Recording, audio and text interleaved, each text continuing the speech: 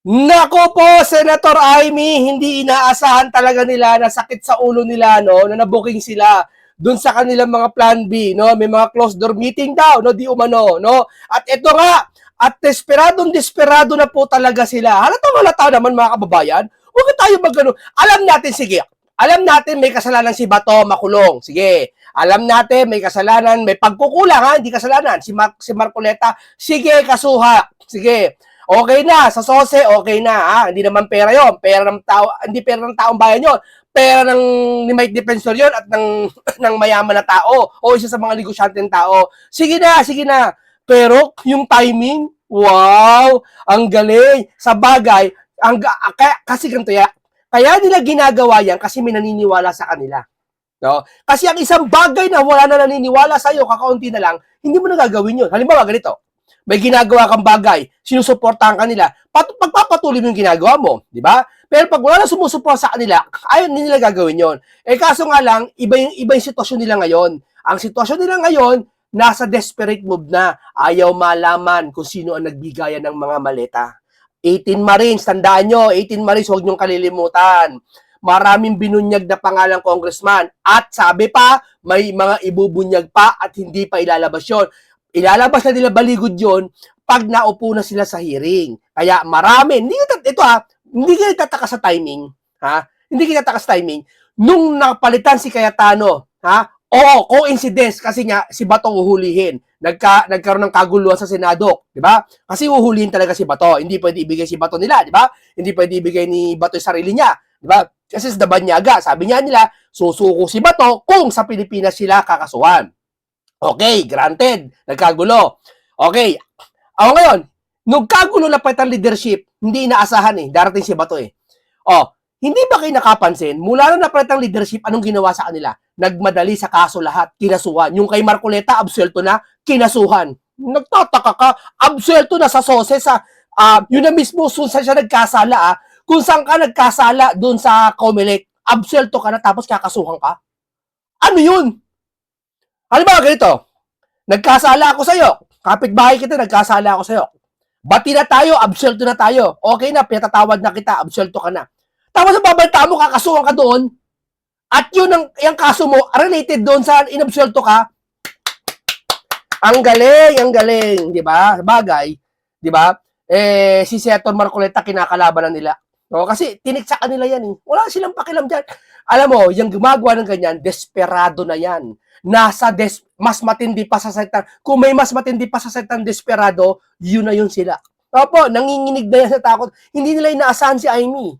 Binuko sila ni Amy, di ba? Yung CONAS. Hindi ko sasabi totoo yun. Pero kayo, awayin niyo si Amy. Kung talagang hindi totoo yun, ba't nanginginig kayo ngayon? Ba't natataranta kayo ngayon? At ito pa, basahin natin. Conti, nagbabala na maaaring habulin ng ICC si Sen. Robin Padilla. Grabe, no? Nagbabala. Ibig sabihin, may tsansa. Hindi man niya tahasan sinasabing totoo yan, pero may tsansa. Kapag may tumakas at ang ibang taong tumutulong sa kanya, matatakas at titignan yun ng korte. Biruin mo. Ibig nyo pala sabihin, hindi ko alam kung ano ibig niya sabihin dyan na nagbabala, maaaring habulin. Ibig siya, habulin ng ICC, ikulong din doon, dalhin doon. Grabe, no? Kung paano pala, magdesisyon ng ICC na lahat ng senador dalhin doon, huhulihin nyo?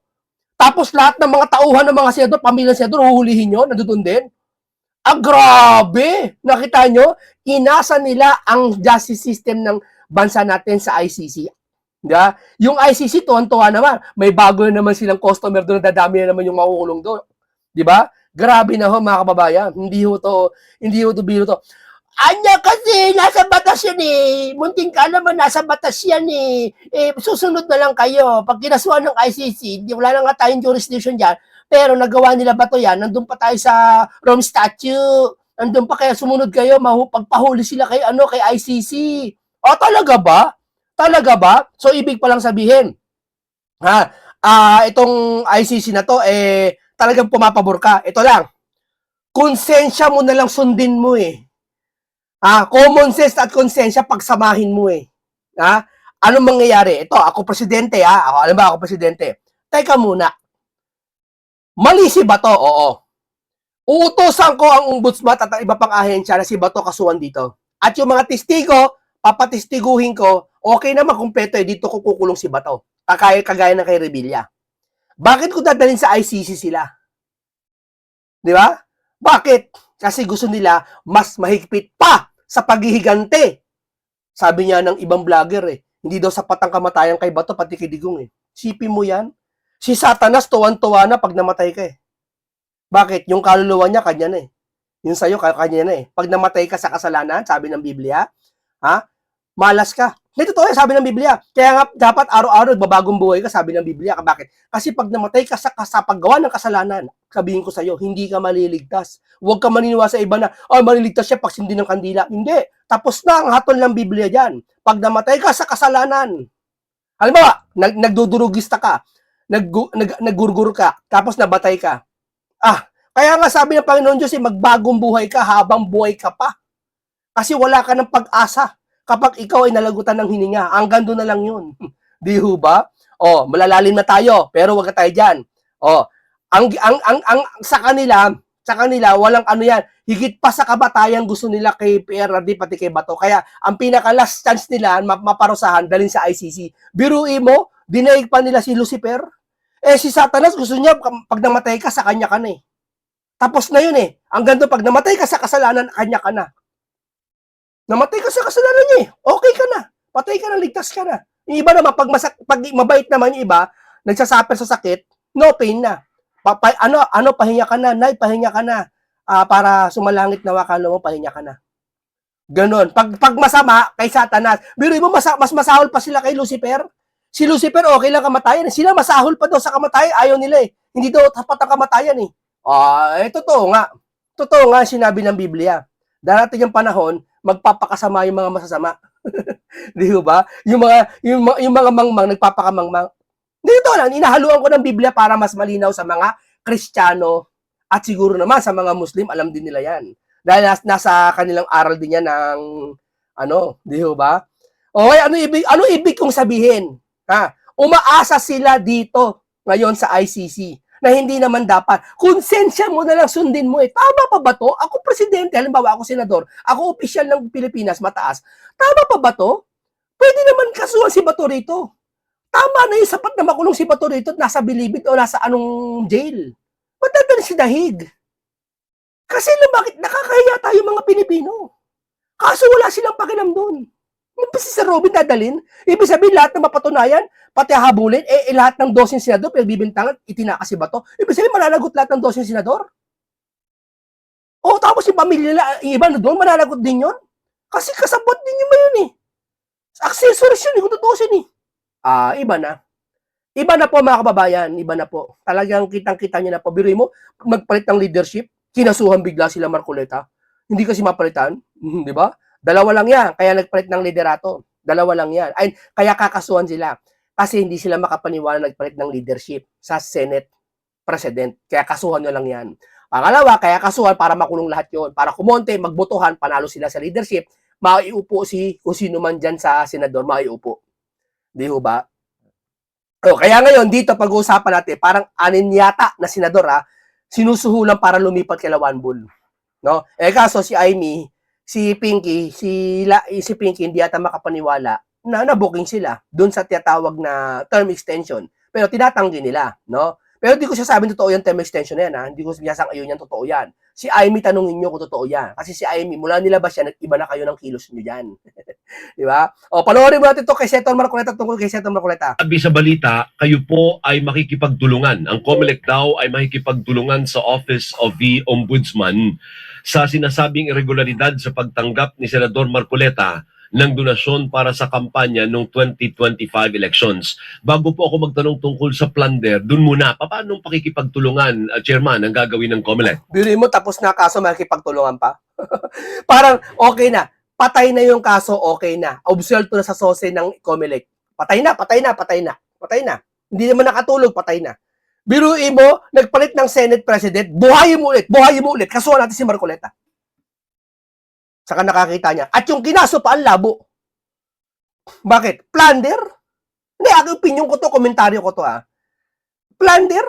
Galing sa ibang tao? Tapos nag-expect ka na si Mike Defensor, kaya plunder kasi yan, kaya bribery yan, kasi humihingi ng kapalit si Mike Defensor. Alin kapalit ang hinihingi? Alin pabor? Ibig nyo palang sabihin na kung alimbawa ako tumulong kay Marcoleta, tumulong ako kay Marcoleta, Marcoleta, ito, pera. Halimbawa, ang pera ko, halimbawa, 2 milyon. Marcoleta, hindi 2 milyon. Pagpalagay natin 30 milyon na rin. Senator Marcoleta, ito po 30 milyon. Ano kapalit nito? Walang kapalit yan. Walang kapalit yan. Wala. Halimbawa, wala talaga. Ibig nyo sabihin, lahat ng paglapit ko kay Marcoleta, ituturing nyo kapalit yun? Ba, nakita nyo, nakasama ko si Marcoleta.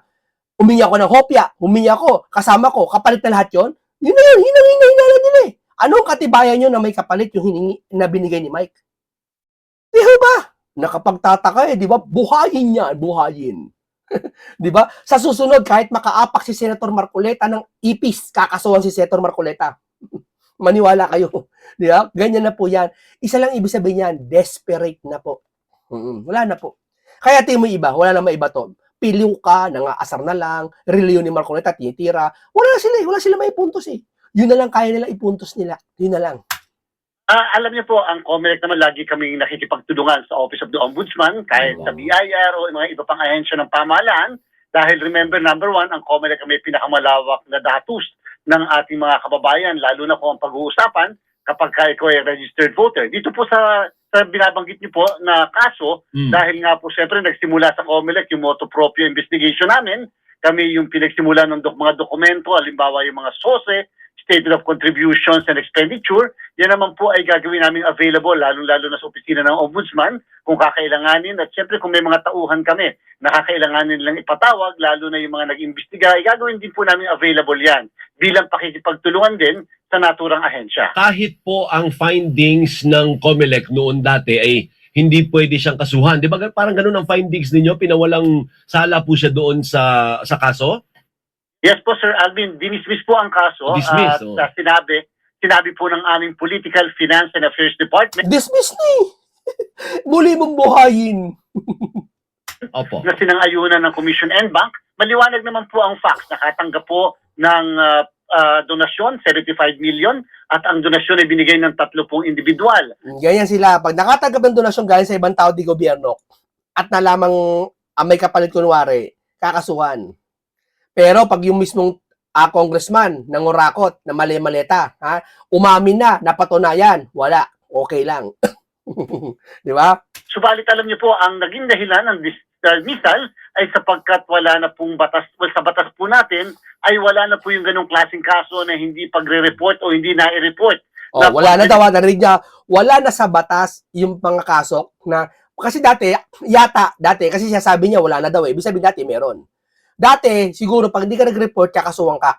Masususpended ka or aalisin ka sa pagiging senador o congressman.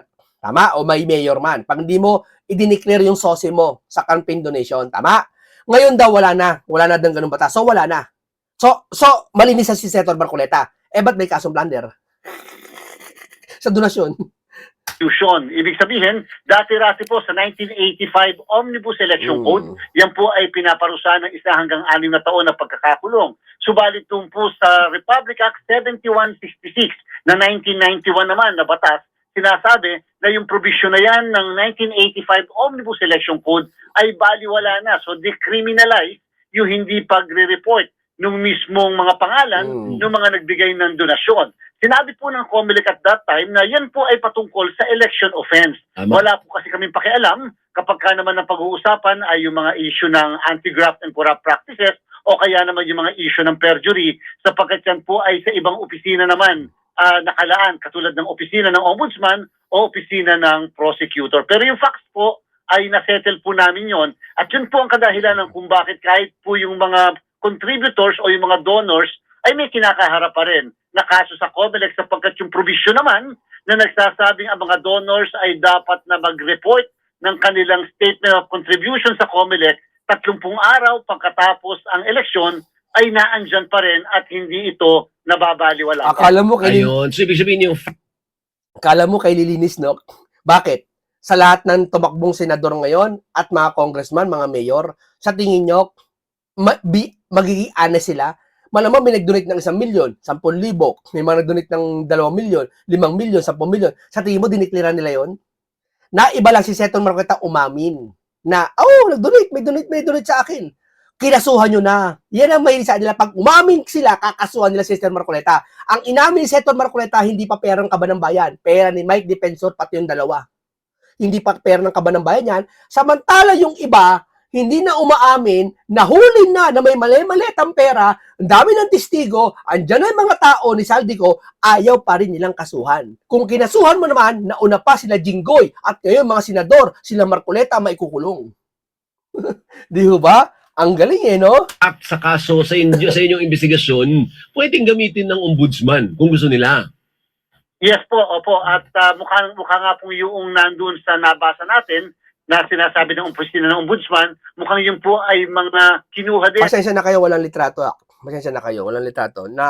Mali sa pagkaka-edit. Pero pakinggan nyo na lang, mas mabisa yung pakikinig. Doon sa declaration of facts ng Commission on Election. So, at least po, kahit paano, yun po yung ugnayan lang o pakikipagtulungan lang na pwedeng maibigay ng Commission on Election. Ang hindi ko po maintindihan, Chairman, kaya po kita minesis din Tama, hindi naintindihan ito broadcaster to, ng veterano, hindi niya rin maintindihan. Kasi invento Pag invento, hindi dumaan sa pangkaraniwang utak ng tao, hindi mo talaga maintindihan. Paano nauwi po sa plunder? Paano nauwi sa plunder? Yan ang tanong ng libo-libong milyong Pilipino. Yan yung, alam mo, sabi ko sa inyo, kinasuhan nyo si Senator Marcoleta. Huhulihin daw. Huhulihin nyo? Papayag kaya bodyguard ni Senator Marcoleta, 5 milyong bodyguard. Kayang punuin ng luneta. O, pala isipan sa inyo, wala akong siyasabi. Bodyguard na naman siyasabi ko. Yeah. Hindi ko bagets yun Paano kulit? Paano siya naging plunder yung... Bodyguard ni Marcoleta, kayang punuin ng luneta. Figure of speech lang yan, siyasabi ko. Hindi yan literal. Bodyguard ni Marcoleta, kayang punuin ng luneta.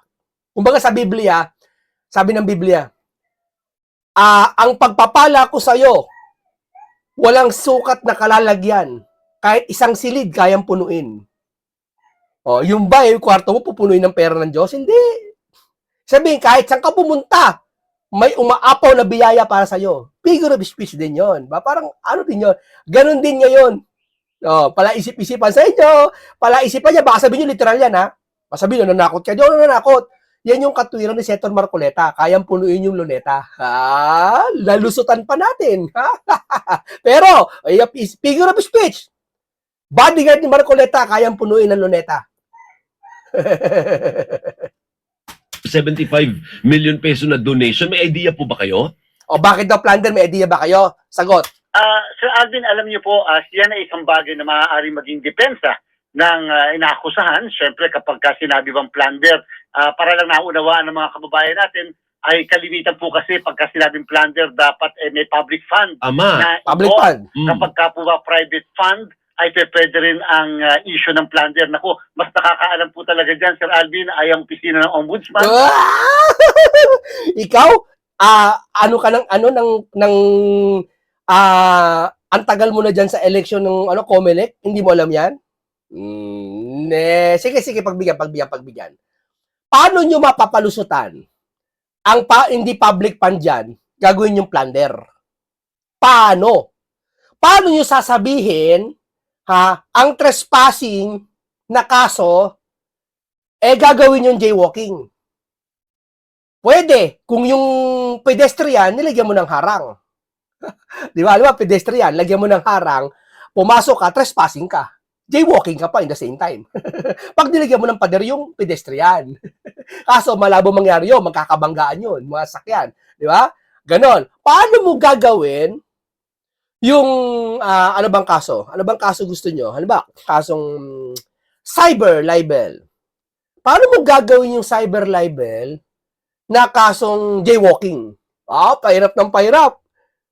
Baka naman habang tumatawid ka, pinagmumura mo yung tao. Di ba? Paano mo gagawin yung hindi naman public fund, gagawin mong plunder? Paano mo papaliwanag sa amin yun? Paano? Basta matandang politiko kami. Ang gusto namin manipulahin ang mga Pilipino. Ang gusto namin maniwala sa amin. Ganun na lang ba? O yung mga prosecutorial arm ng ating pamahalaan. Ako po, maaari may mga re-recall tayo ng mga nangyari na na nakasuhan ng plunder kahit na private na fund ang involved. Pero siyempre, Hindi, sir. Pag yan yung mga private pa na involved, sir, na tungkol sa COMELEC naman, nakasuhan yung sinasabi nyo, iba yan.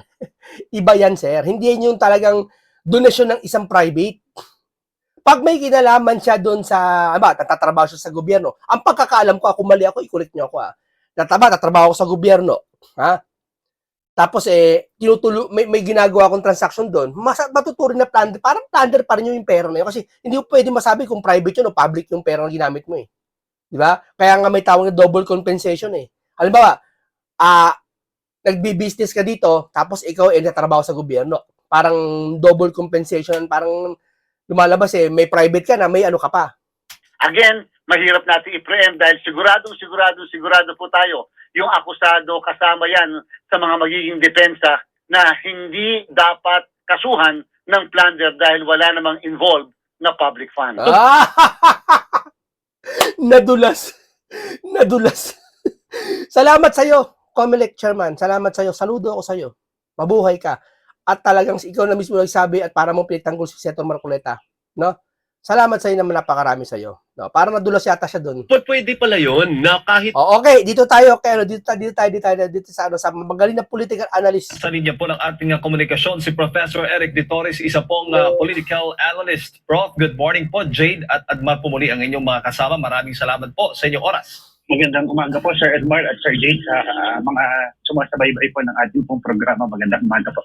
Opo, Prof, si Jade po ito at ngayon, magdadalawang linggo na, kung hindi ako nagkakamali, ang Senate President Alan Peter Cayetano. Pero until now, ay patuloy pa rin pong umuugong itong usap-usapan na magkakaroon ng mga panibagong pagpapalit ng liderato. Lalo na't may pahayag kamakailan itong si Senator Ping Lacson. Sabi niya, expect daw natin yung fireworks. Asahan po yung pagbabago, panibagong coup sa loob po ng Senado. Talagang desperado na sila, no? Talagang nagmamadali silang maagaw kay Cayetano tong bilisan nyo, hindi yung tasking nyo, hindi natupad. Yung masasabi dito? Yun nga ho, nakakalungkot na po, 2 linggo pa lamang yung liderato ni Senate President Alan Peter Cayetano, pero tila baga, dito mo makikita na kung saan, politika din naman yung paraan kung paano yung pagpapalit, pero Sasabihin nila, hindi politika. O talaga, hindi politika. Kung hindi politika, ba't di niya pabayaan si Cayetano? Wala namang masama. Bakit? Kahit bait naman si Cayetano sa hindi, impeachment, hindi naman aabot sa 60 na boto. Kulang pa rin ang numero. Palagay natin si Juan Bulang ang Senate ngayon. Palagay natin. Ha? Tingin mo, papasa pa rin yung impeachment? Hindi pa rin. Kulang pa rin sila. Diba? Kulang pa rin sila. Maliban nila kung kasuhan si Bongo, dalhin sa dahig, si Bongo. At si Robin Padilla, kasuhan, makulong. Si Jinggoy, kulong. Si Chichi, kulong. Ang dami, no? Lahat ikukulong. Di ba? wala na ba talagang pagkakataon para mabigyan man lang ng chance si SP Alan Cayetano upang mapatunayan ang kanyang liderato? Kasi hindi tignan natin ano ba yung intention kung bakit gusto nila magpalit. At nakikita natin na ito ay napipinto base sa kung paano yung proseso o yung pagtingin doon sa darating na impeachment trial at yung flood control program. Yan lang naman yung dalawang bagay na nakikita natin bakit gustong-gusto nilang magpalit ng Senate leadership.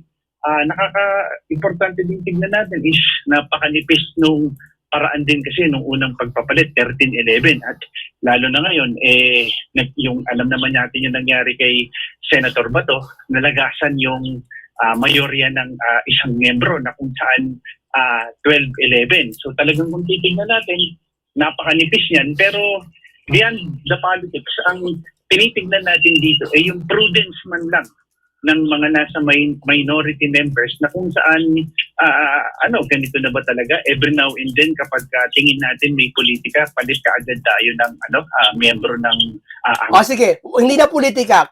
Anti-Claire, hindi na pampolitika tong ginagawa nila. Walang pamumulitika ang ginagawa. Sige, pamumulitika.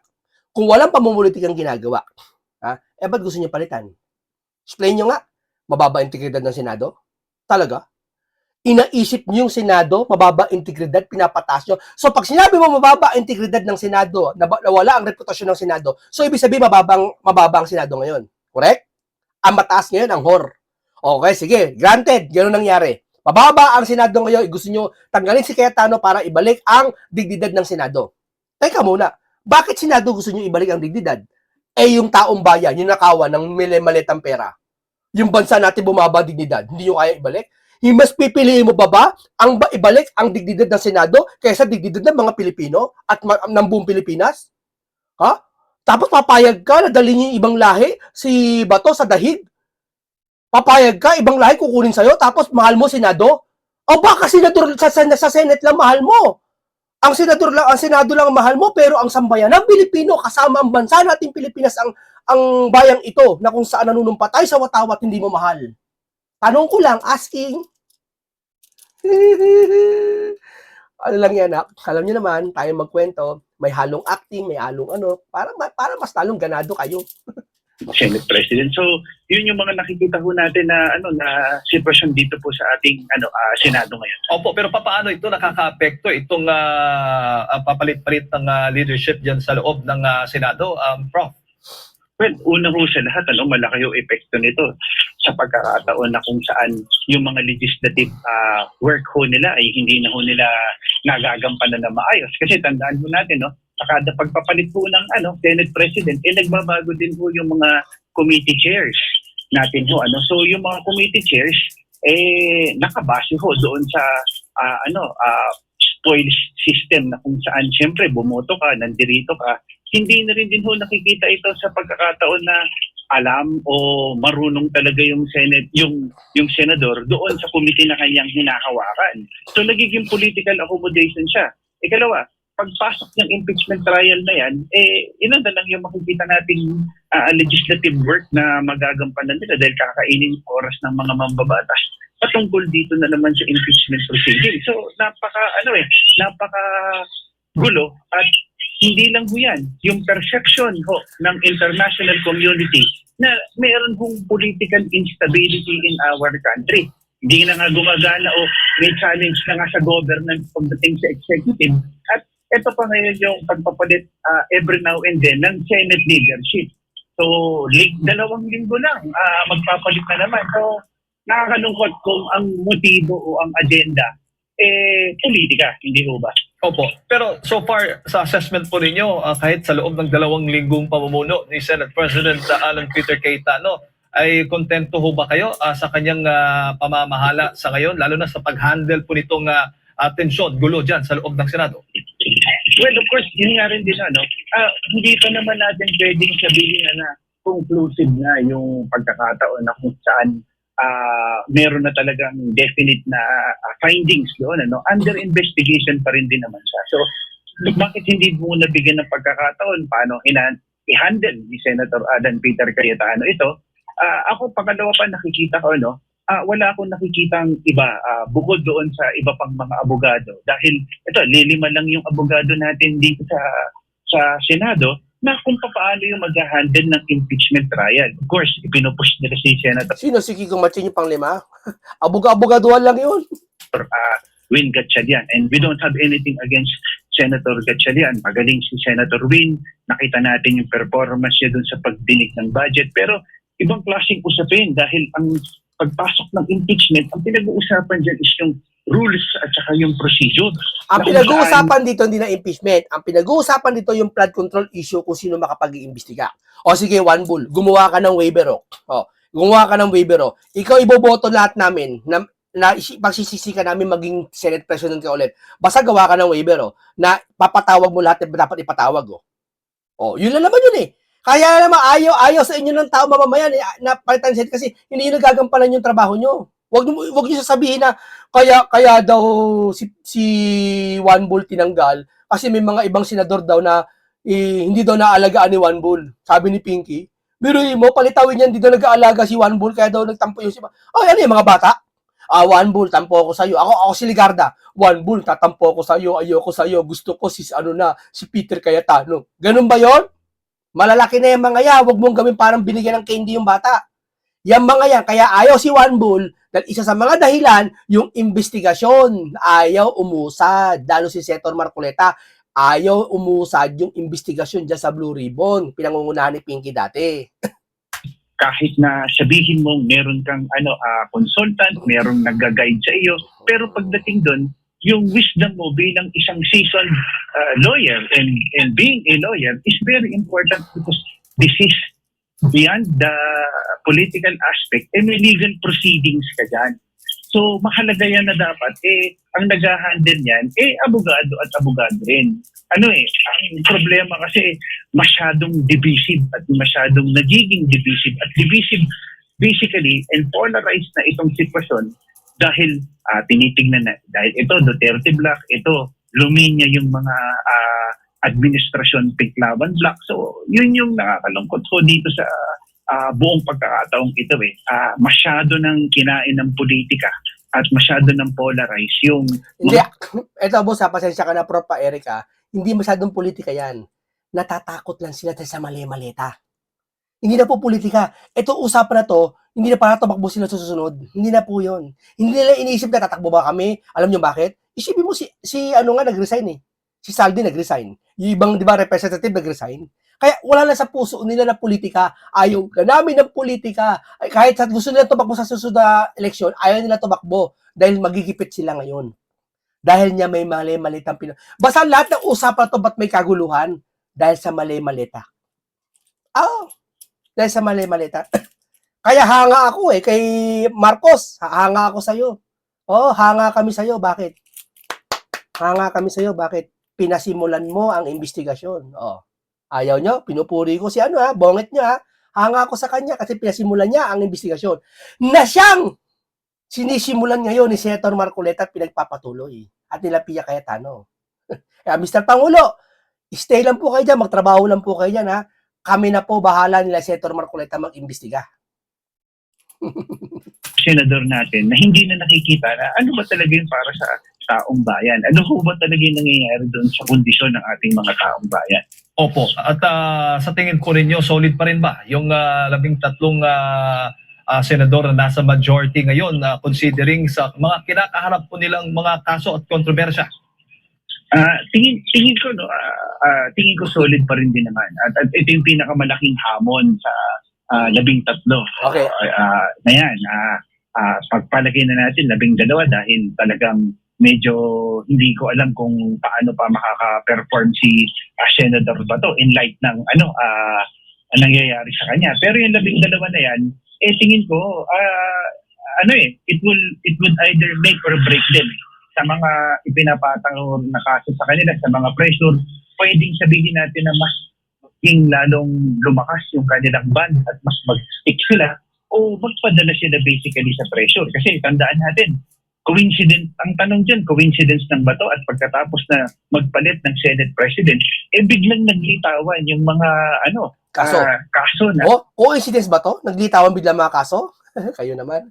Pwede naman nila madaliin but before hindi kasi nila inaasahan magpapalit ng liderato. Hindi nila aasahan niya. Si Marcoleta nga nagulat Dumating si Bato Napayapos Sipin mo body reaction na yun. Nais na ipataw dito sa mga ibang mga senador na umanib doon sa mga mayorya. So nandiyan basically binubuhay yung usapin sa ombudsman sa kaso ni Senator Chis Escudero doon sa 2025 budget. Andiyan yung dalawang magkapatid na bilyar doon sa STC. Nadadawit din si Senator Bongo and very recently andyan din yung check at saka yung usapin doon sa kaso ni Senator Marcoleta na di umano doon sa illegal campaign source.